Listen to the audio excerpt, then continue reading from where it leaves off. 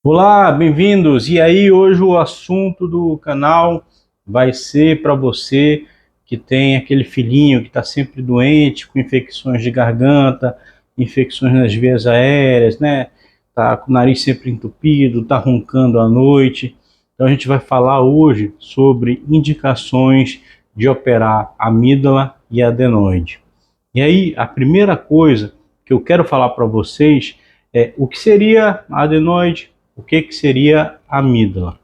Bom, a adenoide, se você olhar o nariz aqui, você vem pela fossa nasal, então essa aqui é a entrada do nariz.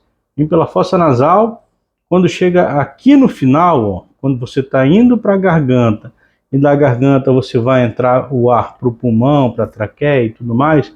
Então, nessa região aqui que a gente chama de rinofaringe, você vai ter um aumento do tecido linfóide nessa área, que vai fazer com que todo esse espaço aqui ele fique obstruído. E aí você tem uma hipertrofia, que a gente chama, que é um aumento, na verdade é um aumento, né? Então, vamos supor, você que malha, você vai fazer uma hipertrofia do músculo. Aí aqui você vai ter uma hipertrofia do tecido linfóide no final do nariz, que seria a adenoide, né?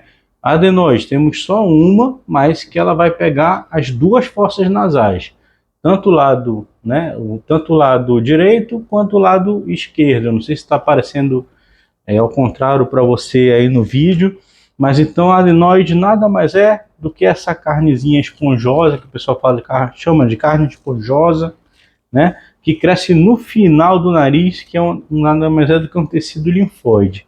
E aí, quando a gente fala de amígdala, aí a gente já vai falar disso aqui, ó. Então aqui é como se fosse uma horoscopia. O que é horoscopia?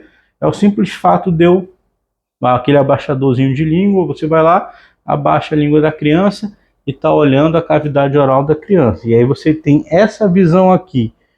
Então essas duas bolinhas aqui também são tecidos linfóides, também é normal, toda criança tem, e elas são as amígdalas, essas duas bolinhas que crescem na lateral da boca da criança. E aqui no meio nós temos a úvula, que o pessoal chama de campainha. Então essas duas bolinhas são as amígdalas, que também podem ficar aumentadas. E aí, a primeira coisa principal aí para você é que o aumento em si dessas estruturas não é a indicação principal de cirurgia, tá bom? Então, muitas vezes tem criança que tem essas estruturas aumentadas sem ter os prejuízos que elas podem causar. E quais são esses prejuízos? Bom, esses prejuízos são vários. Então, aí a gente vai começar a falar um pouquinho das indicações da retirada desses tecidos linfóides, né, que são a adenoide e a amígdala. E aí, quando a gente está falando isso, principalmente a gente vai ter, começando de uma forma geral aqui, deformidades na parte facial da criança, que a gente chama de faces adenoidianas, uma hipotonia da musculatura facial, esse músculo começa a ficar hipotônico, ou seja, ele perde aquela rigidez natural dele, começa a ficar meio que caído, o pessoal chama de meio que esparramado, a criança está sempre com aquele olhar baixo, hipotônica, a pálpebra está um pouquinho mais baixa do que o normal, ela geralmente está encurvada para frente para tentar compensar a obstrução que vem ocorrendo aí na sua via aérea. E, além disso, começam a haver deformidades na arcada dentária da criança, principalmente o que a gente chama de mordida cruzada. O que é mordida cruzada? Bom, normalmente essa parte superior dos dentes, ela fica pela frente da parte inferior. Quando você tem uma obstrução pela hipertrofia da adenoide ou pela amígdala, vai acontecer de essa obstrução fazer com que a mandíbula comece a avançar e, com isso, a arcada dentária inferior ela vai começar a vir para frente. e vai ou ficar batendo uma em cima da outra, que aí a gente começa a fazer mordida, falar em mordida cruzada, então ela começa a bater uma em cima da outra e fica uma aberturazinha entre as duas arcadas dentárias. O normal é, mordeu aqui, está fechado completamente sua arcada dentária, né? E principalmente a parte de baixo está para trás e a parte de cima está para frente. Ou chega ao ponto de avançar tanto que a parte inferior da arcada dentária ela vai se anteriorizar. Outra deformidade comum em criança que sofre com adenoide é o torus tubário, né? Que é uma deformação lá em cima no teto, no palato, no céu da boca. Você começa a ver uma protuberânciazinha aí no céu da boca. Isso aí é comum, tá? Essas alterações faciais, elas são uma das indicações que a gente usa para você pensar em adenoidectomia ou amidalectomia, tá? É importante ver se ela vem junto, principalmente essas crianças que têm essas deformidades, geralmente já estão sofrendo com ronco e apneia do sono. E aí a classificação de ronco e apneia do sono na criança, ela vai ser diferente da do adulto. Então, você tem um critério muito mais baixo do que do adulto. Enquanto que para o adulto considerar uma apneia do sono leve, você tem que ter 5 paradas respiratórias num período de 1 hora na noite. Bom, na criança, 5 paradas respiratórias numa hora já é considerado uma apneia de grau severo. Então, você tem que ficar atento para isso, para a qualidade de sono do seu filho. Ele está acordando e não está tendo sono reparador, outra coisa que pode causar, devido à deficiência, o problema no sono, pode causar déficit de crescimento, né? Aquela criança magrinha, que não cresce e tudo mais. Então, isso aí também seria uma outra indicação de adenoamidalectomia, ou só adenoidectomia. Bom, adenoamidalectomia significa que você vai tirar a adenoide e a amígdala. Adenoidectomia significa que você vai tirar só a adenoide na hora da cirurgia. Outra coisa que pode acontecer, o ouvido. Bom, no ouvido, eu já falei para vocês, quem acompanha o canal já sabe disso, mas é bom sempre lembrar. Então, nós temos o tímpano, temos o conduto auditivo externo, e aqui temos a orelha média, e aqui a tuba auditiva. A tuba auditiva vai desaguar no nariz. Quando você tem um aumento da adenoide, que é naquela região que eu mostrei para vocês no início do vídeo, você pode ter uma obstrução da tuba auditiva. Com isso aqui obstruído, começa a acumular secreção aqui dentro da orelha média. E aqui você pode ver que é cheio de estrutura, né? Estrutura bem delicada. Então nós temos a cóclea, os canais semicirculares, a cadeia ossicular, o tímpano, alguns nervos aqui que passam aqui, o nervo coclear, nervo facial, o nervo da audição, entre outros, né? E aí, isso pode ocasionar, quando tem obstrução aqui da tuba auditiva, pelo aumento da adenoide, pode ocasionar otites de repetição ou uma otite média serosa crônica. O que significa isso? O líquido simplesmente fica estacionado aqui dentro da orelha média e não consegue sair.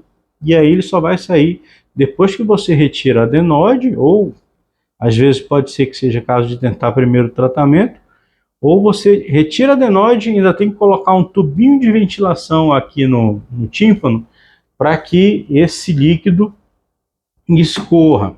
Bom, isso seria outra indicação. Outras indicações mais comuns aí, que a gente vai se ater às indicações mais comuns desse tipo de cirurgia, porque são muitas. Então, tá. Dificuldade de deglutir alimento. Então, a criança que não está conseguindo.